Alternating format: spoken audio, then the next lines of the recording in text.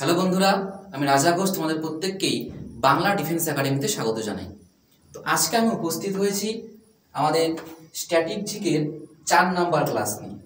ঠিক আছে, স্ট্যাটিক জিকের 4 নাম্বার ক্লাস নিয়ে কিন্তু আজকে আমি উপস্থিত হয়েছি। আর এই ক্লাসগুলোতে আমি কি করাচ্ছি তোমরা প্রত্যেকেই জানো, যারা জানো না দেখে নাও। এই স্ট্যাটিক জিকের ক্লাসগুলোতে আমি প্রিভিয়াস ইয়ার যে কোশ্চেনগুলো সেগুলো নিয়ে কিন্তু আলোচনা করছি। আর এই প্রিভিয়াস ইয়ার প্রশ্নগুলো হচ্ছে 2024-এর ফেব্রুয়ারি মাসে এসএসসি জিডির যে এক্সামটি হয়েছিল সেই এক্সামে স্ট্যাটিক জিকে থেকে যেই প্রশ্নগুলো এসেছিল সেই প্রশ্নগুলো কিন্তু আমি এই ক্লাসগুলোতে করাচ্ছি। তো এই প্র্যাকটিস ক্লাসগুলো তোমাদের জন্য খুবই গুরুত্বপূর্ণ, কারণ তোমরা প্রত্যেকেই জানো যে প্রিভিয়াস ইয়ার থেকে কিন্তু প্রশ্ন প্রচুর পরিমাণে রিপিট হয়। তো যে প্রশ্নগুলো 2024 সালের ফেব্রুয়ারি মাসে এসেছে সেগুলো কিন্তু আমাদের 2025 সালে যে এসএসসি জিডির এক্সামটি হতে চলেছে সেখানেও কিন্তু রিপিট হতে পারে। এই জন্যই আমি প্রত্যেকটা শিফট কিন্তু থেকে এই স্ট্যাটিক জিকের প্রিভিয়াস ইয়ার প্রশ্নগুলো তোমাদের সামনে আলোচনা করছি। তো ভিডিওগুলি খুবই গুরুত্বপূর্ণ, তোমরা অবশ্যই এই ভিডিওগুলি শুরু থেকে শেষ পর্যন্ত দেখবে। আর এখানে শুধুমাত্র প্র্যাকটিস করাচ্ছে না, তার সঙ্গে সঙ্গে প্রত্যেকটা প্রশ্নর যে অতিরিক্ত যে তথ্যগুলো যেগুলো তোমাদের জানা দরকার সেগুলো কিন্তু আমি দিয়ে দিচ্ছি, তোমরা সেগুলো নোট করে রাখবে, সেগুলো থেকেও প্রশ্ন আসতে পারে। তো চলো ভিডিওটি শুরু করার আগে আমরা একটু দেখে নিই যে আমাদের কিন্তু এই বাংলা ডিফেন্স একাডেমি ইউটিউব চ্যানেলে সপ্তাহে প্রত্যেক দিন ক্লাস চলছে, হিন্দি, ম্যাথ, জিকে, রিজনিং। ঠিক আছে, দেখো এখানে সময়গুলো দেওয়া রয়েছে। রবিবার সকাল 9টায় আমার হিন্দি ক্লাস রয়েছে, বুধবার সকাল 9টায় আমার স্ট্যাটিক জিকের ক্লাস রয়েছে, আবার বৃহস্পতিবার সন্ধ্যা 7টার সময় আমার হিন্দি ক্লাস রয়েছে। তো এই হিন্দি আর স্ট্যাটিক জিকের ক্লাস বাদেও দেখো আরো অঙ্ক, ইতিহাস, অর্থনীতি, পলিটি, রিজনিং, ভূগোলের কিন্তু ক্লাসগুলো হচ্ছে। তোমরা চাইলে এই রুটিনটা স্ক্রিনশট করে রাখতে পারো। তোমরা প্রত্যেক যে দিন তোমরা এই সময় আমাদের চ্যানেলে চলে আসবে, তোমরা কিন্তু এই ক্লাসগুলো পেয়ে যাবে। ঠিক আছে, তো চলো শুরু করছি। তো আজকে শুরু হচ্ছে আমাদের 61 নাম্বার ক্লাস থেকে। কারণ দেখো যেহেতু এটা আমাদের 4 নাম্বার ক্লাস, আগে আমাদের অলরেডি 3টি ক্লাস হয়ে গিয়েছে, প্রত্যেকটা সেটে আমি 20টা করে প্রশ্ন করিয়েছি, তাহলে 3 × 60, তাই না? তো আজকে এখান থেকে 61 থেকে প্রশ্ন কিন্তু শুরু হচ্ছে। কেমন দেখো, পণ্ডিত ভীমসেন যোশী কোন বছর সর্বোচ্চ বেসামরিক পুরস্কার ভারতরত্ন পেয়েছেন? সর্বোচ্চ বেসামরিক যে পুরস্কার ভারতরত্ন প্রত্যেকেই জানো, যেটা হচ্ছে 1954 সাল থেকে দেওয়া শুরু হয়েছিল। কেমন, 1954 সাল থেকে দেওয়া শুরু হয়েছিল। তো এই পুরস্কারটি পণ্ডিত ভীমসেন যোশী কোন বছর পেয়েছেন? 2002, 2004, 2006 আর 2009। সঠিক উত্তর তোমরা অবশ্যই কমেন্টের মাধ্যমে জানাবে, তাহলে আমিও বুঝতে পারবো যে তোমাদের এই 20টা প্রশ্নের মধ্যে কতগুলো ঠিক হচ্ছে। প্রত্যেকেই কমেন্টের মাধ্যমে উত্তরগুলো জানাবে। দেখো সঠিক উত্তর হয়ে যাবে অপশন ডি, 2009 সালে। আর এই পণ্ডিত ভীমসেন যোশী তিনি কিন্তু একজন কি ছিলেন? হিন্দুস্তানি শাস্ত্রীয় কণ্ঠশিল্পী। অনেক সময় পণ্ডিত ভীমসেন যোশীর নাম দিয়ে জিজ্ঞেস করবে তিনি কিসের সঙ্গে যুক্ত, তাহলে কি হবে? হিন্দুস্তানি শাস্ত্রীয় কণ্ঠশিল্পী তিনি কিন্তু। ঠিক আছে, এটাও কিন্তু তোমাদের প্রশ্ন আসতে পারে। এটা আমরা দেখলাম 1 নাম্বার, এটা 2 নাম্বার করে দেবো। 2টা প্রশ্ন এখান থেকে কিন্তু আমাদের হয়ে গেল। কেমন, নেক্সট দেখো 62 নাম্বার প্রশ্ন কি বলেছে? তবলা যন্ত্র বাজানোর জন্য কে বিখ্যাত? তবলা বাজানোর জন্য কে বিখ্যাত? তাই তো, অপশনে কি রয়েছে? বিসমিল্লাহ খান, অযোধ্যা প্রসাদ, আলী আহমেদ হোসেন, আর হচ্ছে আল্লাহ রাখা। আল্লাহ রাখা, এখানে কি বললাম? আলী আহমেদ হোসেন, অযোধ্যা প্রসাদ, আর হচ্ছে বিসমিল্লাহ খান। আশা করি তোমরা প্রত্যেকেই জানো যে এই প্রশ্নের সঠিক উত্তর কোনটা হবে? সঠিক উত্তর হয়ে যাবে কি? আল্লাহ রাখা। ঠিক আছে, অপশন ডি কিন্তু এখানে সঠিক উত্তর হয়ে যাবে। নেক্সট দেখো আমাদের 63 নম্বর প্রশ্নে কি বলেছে? সাইখো মীরাবাই চানু একজন ড্যাশ। সাইখো মীরাবাই চানু, যিনি হচ্ছে মীরাবাই চানু নামেই আমরা বেশি জানি। তো মীরাবাই চানু একজন ড্যাশ, তিনি কি? অপশনে কি রয়েছে? ভারতীয় বক্সার, নাকি ভারতীয় কুস্তিগির, নাকি ভারতীয় ভারোত্তোলক, নাকি ভারতীয় সাইক্লিস্ট? কোনটা উত্তর? প্রত্যেকেই জানো যে তিনি কিন্তু ভারতীয় কি ভারোত্তোলক একজন। তাহলে এখানে সঠিক উত্তর হয়ে যাবে কি? Option C. তার সঙ্গে সঙ্গে মনে রাখবা মীরাবাই চানু হচ্ছে মণিপুরের বাসিন্দা। অনেক সময় কিন্তু কি হয়, অনেক সময় তোমাদের মীরাবাই চানুর মনে করো নাম দিয়ে জিজ্ঞেস করবে তিনি কিসের সঙ্গে যুক্ত, তাহলে তো এই প্রশ্নটাই হয়ে যাচ্ছে, তাই না? তার সঙ্গে সঙ্গে প্রশ্ন আসতে পারে, মীরাবাই চানু নাম দিল, দিয়ে জিজ্ঞেস করবে তিনি কোন রাজ্যের বাসিন্দা, এটা কিন্তু প্রশ্ন এসেওছে, কেমন? তো সেই ক্ষেত্রে তোমার তখন উত্তর কোনটা হয়ে যাবে? মণিপুর। বোঝা গেল? রাজ্যের নামটাও কিন্তু বলে দিলাম আমি। দেখো 64 নম্বরে কি বলেছে, 2011 ক্রিকেট বিশ্বকাপের আয়োজক ছিল কোন দেশ? 2011 ক্রিকেট বিশ্বকাপের আয়োজক ছিল কোন দেশ? আয়োজক মানে হোস্ট কান্ট্রি, তাই না? অনেকে তোমরা হোস্ট কান্ট্রি বললে বুঝতে পারো, হোস্ট কান্ট্রি। তো এখানে অপশনে কি আছে? অস্ট্রেলিয়া, বি নাম্বারে বলেছে শুধুমাত্র ভারত, সি নাম্বারে বলেছে ভারত, শ্রীলঙ্কা, বাংলাদেশ, আর ডিতে বলেছে শুধুমাত্র শ্রীলঙ্কা, বাংলাদেশ। প্রত্যেকেই তোমরা জানো ক্রিকেট তোমাদের প্রত্যেকেরই প্রিয় একটি খেলা, তাই না? তো সেই ক্ষেত্রে কি, সেই ক্ষেত্রে তোমরা প্রত্যেকেই জানো যেটা কোনটা হবে? অপশন সি হবে, ভারত, শ্রীলঙ্কা, বাংলাদেশ। ঠিক আছে, তিনটি দেশ কিন্তু এটা মানে হোস্ট করেছে। তার সঙ্গে সঙ্গে দেখো কি বলা আছে, মুম্বাইয়ের ওয়াংখেড়ে স্টেডিয়ামে ফাইনালে শ্রীলঙ্কাকে কত উইকেট? 6 উইকেটে হারিয়ে কিন্তু টুর্নামেন্ট জিতেছিল কে? ভারত। বোঝা গেল? তাহলে মুম্বাইয়ের ওয়াংখেড়ে স্টেডিয়ামে ফাইনালে শ্রীলঙ্কাকে 6 উইকেটে হারিয়ে কিন্তু টুর্নামেন্ট জিতেছিল কে? ভারত। এটাও মনে রাখবা, অনেক সময় তোমাদের জিজ্ঞেস করে যে কাকে, মনে করো যে কার সঙ্গে ফাইনাল খেলা হয়েছিল, কিভাবে হারিয়েছিল, কত উইকেটে হারিয়েছিল, বিভিন্ন রকম প্রশ্ন আসতে পারে, ঘুরিয়ে ফিরিয়ে কিন্তু প্রশ্ন দিতে পারে।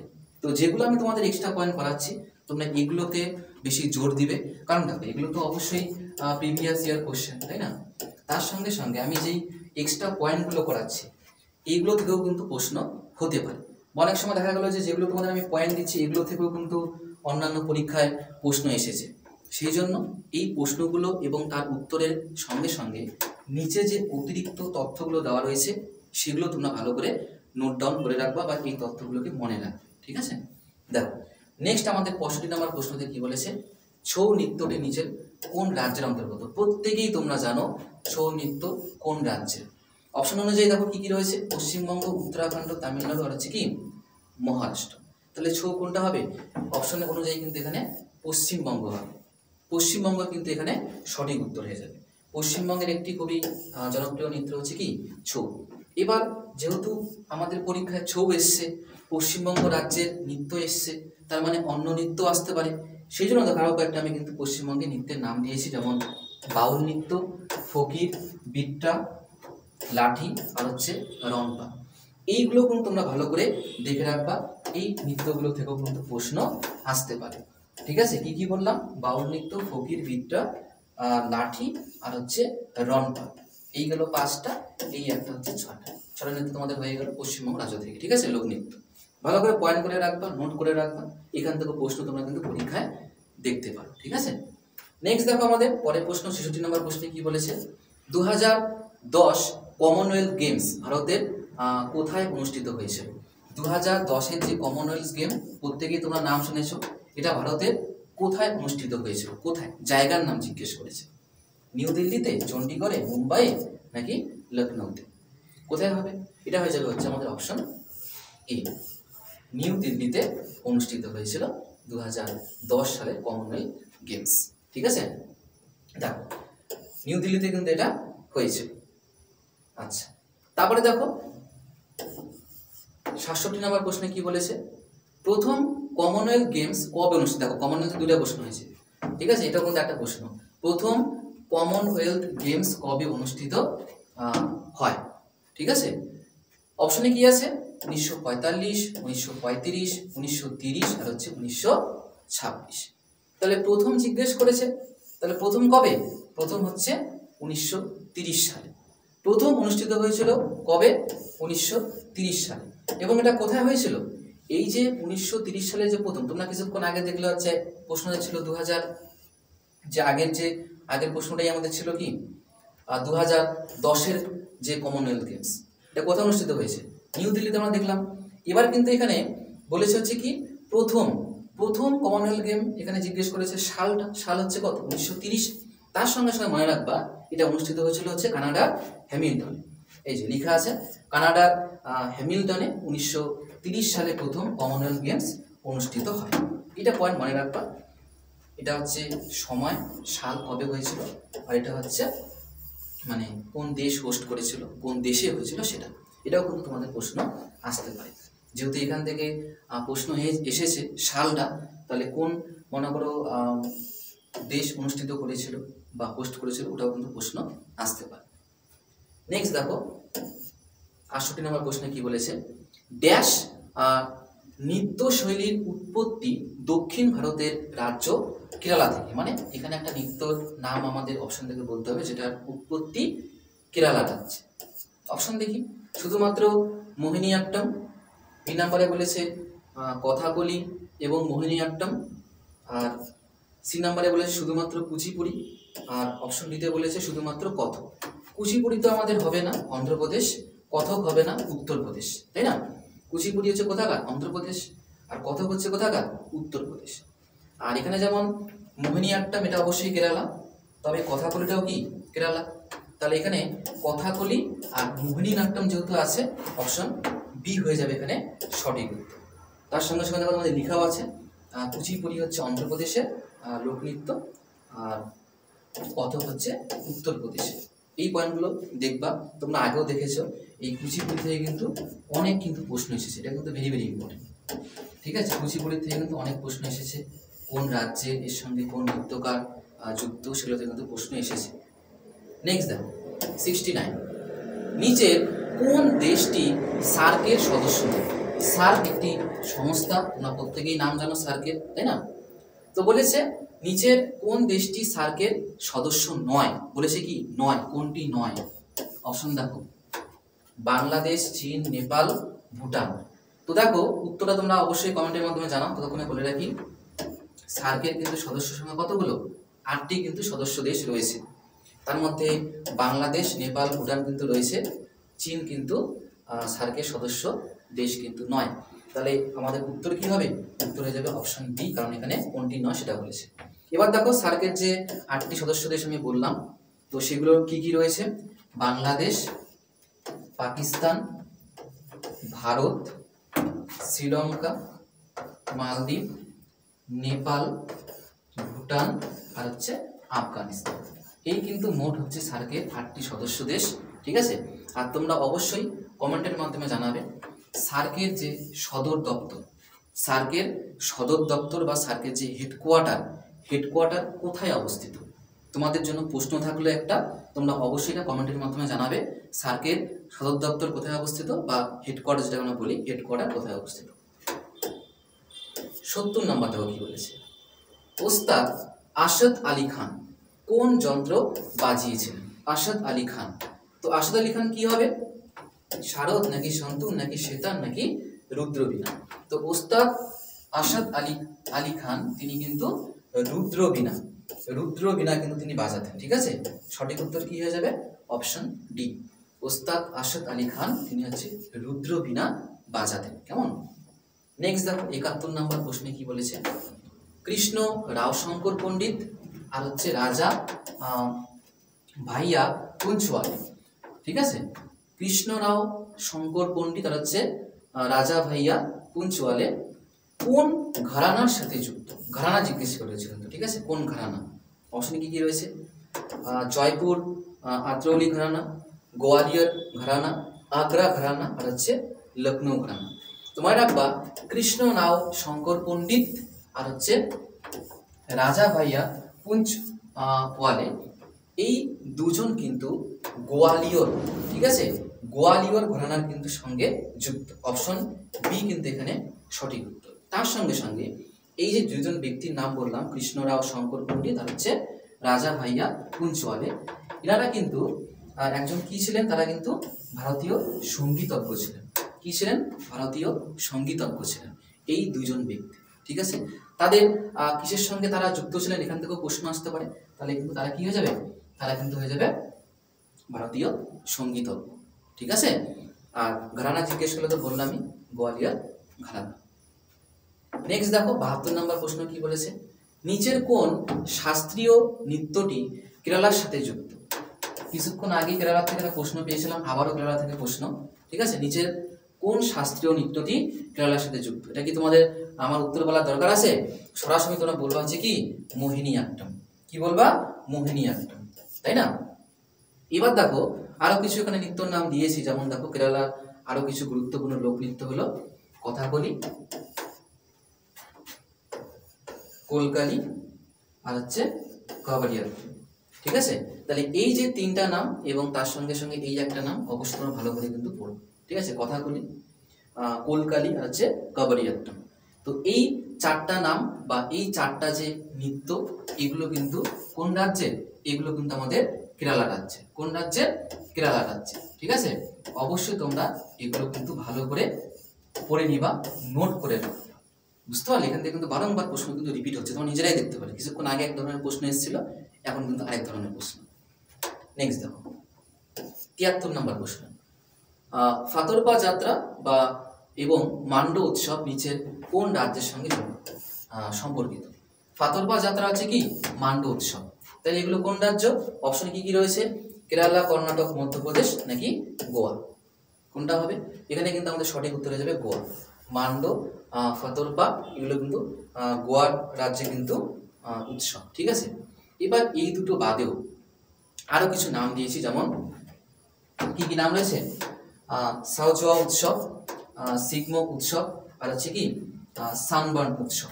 ঠিক আছে, এই তিনটা উৎসব থেকে কিন্তু সানবার্ন, সিগমো এগুলো থেকে কিন্তু তোমাদের প্রশ্ন আসে পরীক্ষায়। বিভিন্ন পরীক্ষায় কিন্তু এখান থেকে প্রশ্ন কিন্তু এসেছে। কেমন? তাহলে মোট কিন্তু চারটা উৎসব আমরা এখান থেকে পেলাম, সরি চারটা না পাঁচটা। এখানে গেল তিনটা, এটা একটা, চারটা, এটা একটা, পাঁচটা। তাহলে গোয়া রাজ্যের কোন কোন উৎসবগুলো? একটা হচ্ছে ফাতর্পা যাত্রা, মান্ডু উৎসব, সাও জ উৎসব, সিগমো উৎসব আর হচ্ছে সানবার্ন উৎসব। প্রত্যেকটাই এই পাঁচটা উৎসবই হচ্ছে গোয়া রাজ্যে। এখান থেকে প্রশ্ন আসবে। কেমন? নেক্সট দেখো ৭৪ নম্বর প্রশ্ন কি বলেছে?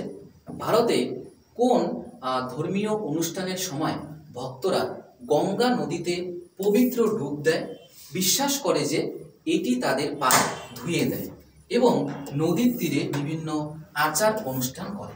মানে এটা একটা ধর্মীয় অনুষ্ঠানের আমাদের নাম বলতে হবে, যেখানে হিন্দু যারা রয়েছে সেই ভক্তরা গঙ্গায় কি করে? গঙ্গা নদীতে যে ডুব দেয়, মানে যাতে তাদের মনে করে যে বা বিশ্বাস করে যে গঙ্গা নদীতে ডুব দেওয়ার পর তাদের সমস্ত রকম যে পাপ সেগুলো গঙ্গার জলে কি ধুয়ে যাবে।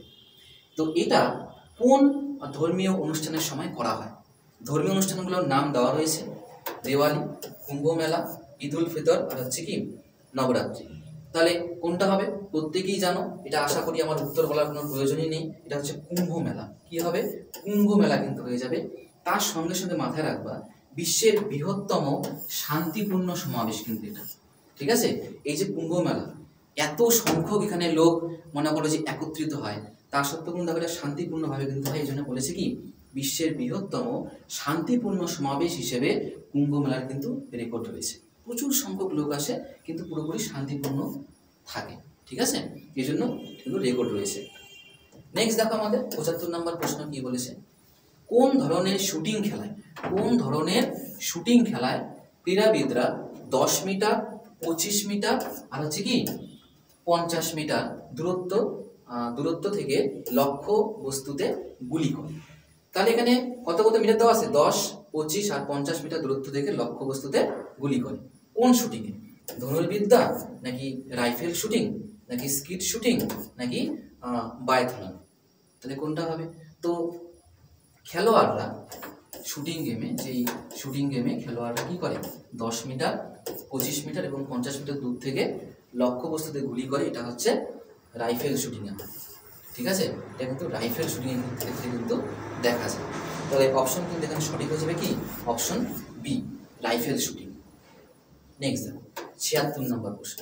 ভারতীয় ক্রীড়াবিদ জানেট বিধি কি বলেছে? ভারতীয় ক্রীড়াবিদ জানেট বিধি কোন খেলাটি খেলে? তো জানেট বিধি ক্রিকেট নাকি স্কোয়াশ নাকি তীরন্দাজ নাকি বক্সিং? তো জানেট বিধি হচ্ছে স্কোয়াশ। কি হবে? স্কোয়াশ খেলার সঙ্গে তিনি যুক্ত এবং স্কোয়াশ খেলার সঙ্গে এই যে আমরা একজন ব্যক্তির নাম পেলাম, এর সঙ্গে সঙ্গে আমি আরও কয়েকটি নাম দিয়েছি, যেমন এর মধ্যে রয়েছে ঋত্বিক ভট্টাচার্য, দীপিকা পল্লিকল আর হচ্ছে জ্যোৎস্না চিনাপ্পা। ঠিক আছে, এই চারজনের নাম কিন্তু স্কোয়াশ খেলার সঙ্গে খুবই মনে করো যে পরিচিত এই কয়েকটি নাম। এগুলো থেকে তোমাদের কিন্তু পরীক্ষাতে প্রশ্ন আসতে পারে। তোমরা অবশ্যই এই জানেক বিধির সঙ্গে সঙ্গে এই তিনটা যে আমি নাম দিলাম এই তিনজন খেলোয়াড়ের নামও পড়ে রাখবা। এই মোট চারজন কিন্তু খেলোয়াড় স্কোয়াশ খেলার সঙ্গে যুক্ত। বুঝতে পেরেছো? নেক্সট দেখো আমাদের ৭৭ নম্বর প্রশ্নতে কি বলেছে, সুমং লীলা উৎসব নিচের কোন রাজ্যের সাথে যুক্ত? কোন উৎসব? সুমং লীলা উৎসব। কি কি রয়েছে? মণিপুর, নাগাল্যান্ড, মেঘালয় আর হচ্ছে বিহার। কোনটা সঠিক উত্তর হয়ে যাবে? তো সুমং লীলা উৎসব হচ্ছে মণিপুর। কি হয়ে যাবে এখানে সঠিক উত্তর? মণিপুর। এবার দেখো মণিপুরের সঙ্গে তো এই একটা তো উৎসব রয়েছে, তার সঙ্গে সঙ্গে দেখো আরো কি কি উৎসব রয়েছে। একটা হচ্ছে লাই হারোবা, একটা হচ্ছে চেরাওবা উৎসব, আর হচ্ছে কুট উৎসব। তাহলে মোট কতগুলো উৎসব হলো? 4টা উৎসব। এই 4টা উৎসব সুমং লীলা উৎসব, লাই হারোবা, চেরাওবা উৎসব আর হচ্ছে কুট উৎসব। এই 4টা উৎসব হচ্ছে কোন রাজ্যের? মণিপুর রাজ্যে। অবশ্যই তোমরা এই 4টা উৎসব করে রাখবা। লাই হারোবা থেকে মাঝে মাঝে কিন্তু প্রশ্ন পরীক্ষায় আসে। বোঝা গেল? নেক্সট দেখো আমাদের 78 নম্বর প্রশ্ন কি রয়েছে, ভারতীয় ক্রীড়াবিদ শেফালি বর্মা কোন খেলাটি খেলেন? শেফালি বর্মা কোন খেলাটি খেলেন? হকি, ক্রিকেট, ভলিবল নাকি ব্যাডমিন্টন? হকি, ক্রিকেট, ভলিবল নাকি ব্যাডমিন্টন? প্রত্যেকেই জানো যে শেফালি বর্মা হচ্ছে আমাদের ক্রিকেটের সঙ্গে কিন্তু যুক্ত। কিসের সঙ্গে যুক্ত? ক্রিকেটের সঙ্গে যুক্ত। নেক্সট দেখো, কর্ণাটকের কুরুবা পুরুষদের দ্বারা নিচের কোন নৃত্য করা হয়? কর্ণাটক রাজ্যের যে কুরুবা পুরুষ তাদের দ্বারা কোন নৃত্যটা করা হয়? বুঝা গেল? কি কি রয়েছে? ছৌ, ফোকদি, দল্লু কুনিথা নাকি বাগুরুম্বা? কোনটা হবে? সঠিক উত্তর হয়ে যাবে কিন্তু অপশন সি, দল্লু কুনিথা কিন্তু এখানে সঠিক উত্তর হয়ে যাবে অপশন সি। কর্ণাটকের কুরুবা পুরুষদের দ্বারা এই দল্লু কুনিথা উৎসব কিন্তু পালিত হয়। নেক্সট দেখো এবং আজকের শেষ প্রশ্ন কি বলেছে, পি আর শ্রীজেশ কোন খেলার সঙ্গে যুক্ত? পি আর শ্রীজেশ কোন খেলার সঙ্গে যুক্ত? হকি, ফুটবল, ক্রিকেট নাকি ব্যাডমিন্টন? তাহলে পি আর শ্রীজেশ ইনি কিন্তু হকি খেলার সঙ্গে যুক্ত। কিসের সঙ্গে যুক্ত? হকি খেলার সঙ্গে যুক্ত। অপশন এ কিন্তু এখানে সঠিক উত্তর। আর পি আর শ্রীজেশ বাদেও আরো কিছু নাম এই হকি খেলার সঙ্গে যুক্ত রয়েছে, সেগুলো হচ্ছে হরমনপ্রীত সিং, হার্দিক সিং, মনপ্রীত সিং আর হচ্ছে বরুণ কুমার। ঠিক আছে, মোট কিন্তু এখানে 5টি আমি খেলোয়াড়ের নাম দিয়েছি যেগুলো হচ্ছে হকির সঙ্গে যুক্ত। তোমরা বাকি নামগুলো পড়ে রাখবা, এখান থেকে কিন্তু প্রশ্ন আসতে পারে। কেমন? তো আজকের কিন্তু আমাদের যে 20টা প্রশ্ন এখানেই কিন্তু সমাপ্ত হলো। তো এবার যারা তোমরা এখনো আমাদের বাংলা ডিফেন্স একাডেমি ইউটিউব চ্যানেলকে সাবস্ক্রাইব করোনি, তারা অবশ্যই চ্যানেলটিকে সাবস্ক্রাইব করে আমাদের সঙ্গে যুক্ত হয়ে থাকবে। আর তোমাদের খুব তাড়াতাড়ি কিন্তু একটি বড় সারপ্রাইজ আসতে চলেছে এসএসসি জিডি এক্সামকে ফোকাস করে। তো অবশ্যই তোমরা, যেটা আমি বললাম, চ্যানেলটিকে তোমরা সাবস্ক্রাইব করে কিন্তু আমাদের পাশে থাকবে। খুব তাড়াতাড়ি কিন্তু বড় তোমাদের জন্য একটা সারপ্রাইজ আসতে চলেছে। তো আজকের এই ভিডিওটিকে আর বেশি বাড়াচ্ছি না, ভিডিওটা আমি এখানেই সমাপ্ত করলাম। দেখা হচ্ছে পরের ক্লাসে।